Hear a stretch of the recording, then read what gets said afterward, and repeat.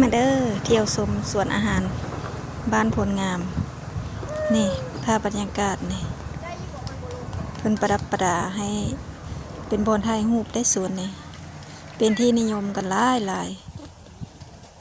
บรรยากาศดีตอนนี้กำลังนั่งชิวกำลังสร้างอาหารเฮาจองโต๊ะอัน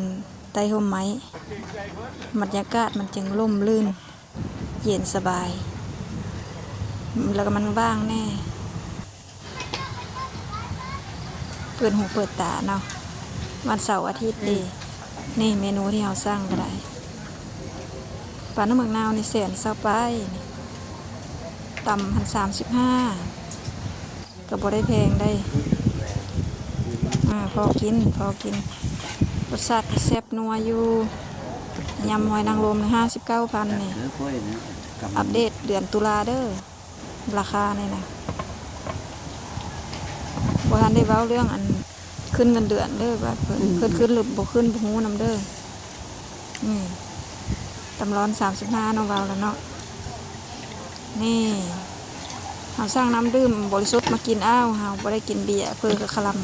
ำบ่แม่นคลำเนาะแต่ว่ามันขมเบียร์เนาะบ่แม่นมากับพ่อแม่บ่กินเบียร์ได้มากับผู้บ่าวก็บ่กินจนบ่มีหมู่ส่วนแล้วได้นี่นะบ่กินเบียร์เห็น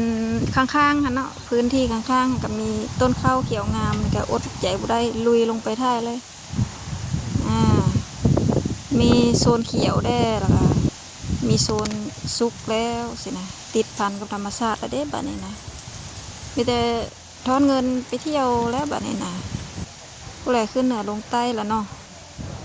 แน่เพิ่นมักแล้วได้นี่เนาะยิ้มไปเปยนี่ราคาเนี่ยกลับบัดนี้นะกินข้าวแล้วมาถ่ายรูปเซลฟี่อีหยังกดโคบ้าไล่แล้วก็เบิ่งโทรศัพท์สักก่อนแป๊บนึงยก2 นิ้ว3 นิ้วก็กลับบัดนี้ไปต่อเนาะไปต่อแวะสวนมะนาวเป็นยังแวะสวนมะนาวที่เราเคยไปเข้าแวะละเก้าเนี่ยขากลับทางคุคะได้จังซี่แหละเนาะทางคุยนี่บรรยากาศหลังบ้านนี่บ้านสวนเพิ่นได้โต๊ะให้นั่งกองห่มไผ่นี่เสียงกกไผ่กับโอกาอย่างอาจจะนองได้ตัวจริงแห้งโคคะคือมันสิฮักลงมาทับนี่นะนี่บัดนี้มาเบิ่งสวนมะนาวแท้บัดนี้เพิ่นเก็บแล้วถ่ายบ่ทันซ้ำนี่เอาได้ถ่ายแล้วน้อยน้อยนี่แหละเพิ่นเก็บขายแล้วตอนมันก้อนบ่ได้เก็บซ้ำนี่บ่ได้ถ่ายซ้ำบ่แม่นบ่ได้เก็บเนาะลงครึ่งนึงเพิ่นกระปุกมะนาวครึ่งนึงกระปุกสีดานี่กำลังเป็นดอกนี่ดอกปุ้งเลยเก็บมากแล้วก็เบิดมากเลยปุ้งดอกจังซี่ได้เนาะนี่